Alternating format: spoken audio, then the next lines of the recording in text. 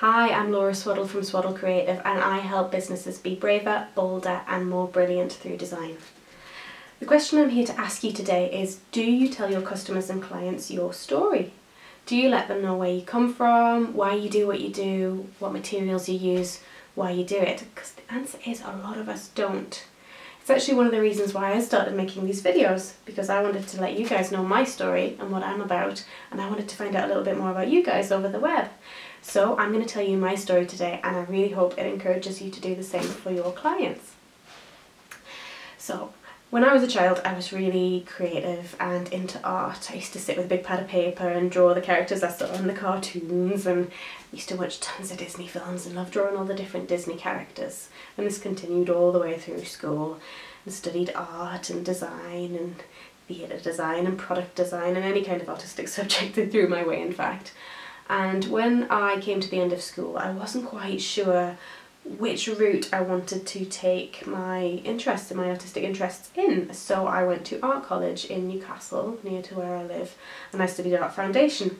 On that course we do 8 different subjects, all different artistic disciplines, and while I was there I felt really hard for the graphic design element of the course and opted to do that for the full year. I think looking back on it, it was because it was design and creative, but it had rules and a brief and structure, which says a lot about me. I need a purpose, I need a point, I need to be working towards something, as opposed to, say, fine art, which is a little bit more emotional and free-spirited, which I'm not as good at. So I continued that down in my studies at Nottingham Trent University, where I graduated after 3 years, and then I came back up here to my native North East. I worked in a couple of studios around town for a couple of years, and it was amazing. I worked with some amazing people.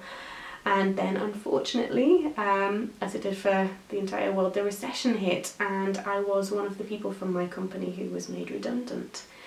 After a morning of feeling slightly sorry for myself, I dust yourself off and think, right, well, what am I going to do now? What's my plan?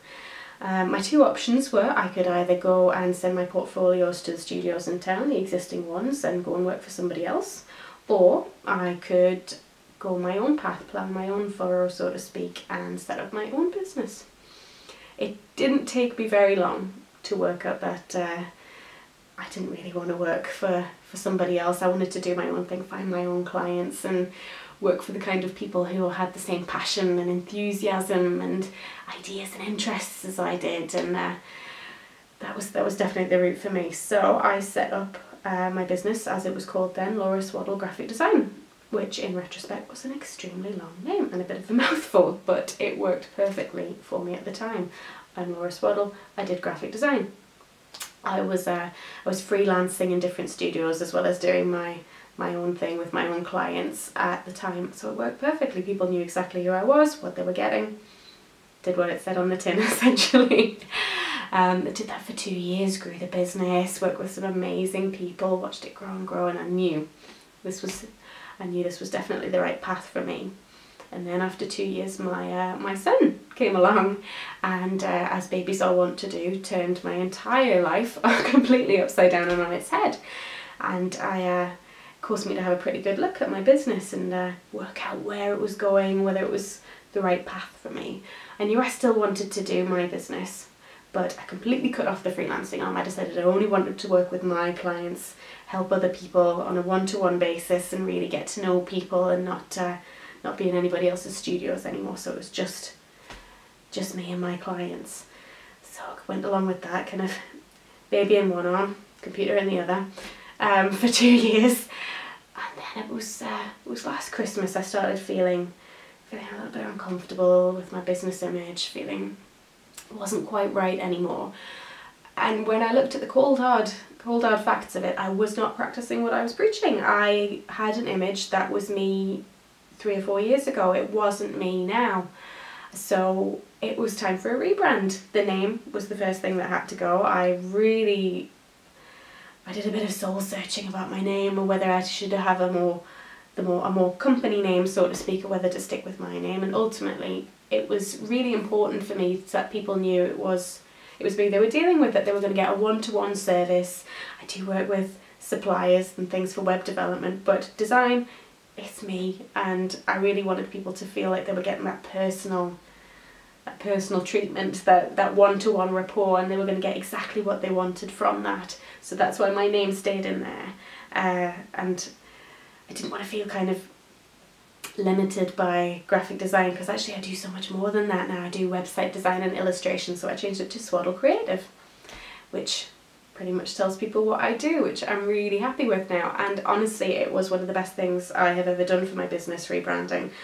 It feels, I keep telling people, it feels like I've moved into a new house with my new website and everything, and it just feels like I can spread out, and it's exactly what I've always wanted, and it's fantastic. And I'm happier. I feel like I'm able to give my clients better service because I'm more accurately representing myself.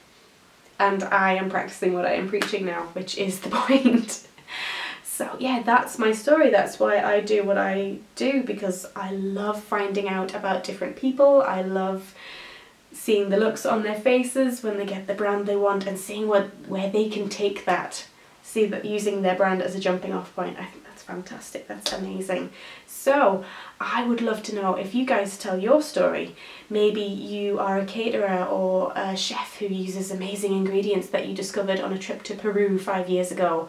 Or maybe you have a really inspiring family member who has been through something that inspired you to take a completely different career path from what you thought you were going to do.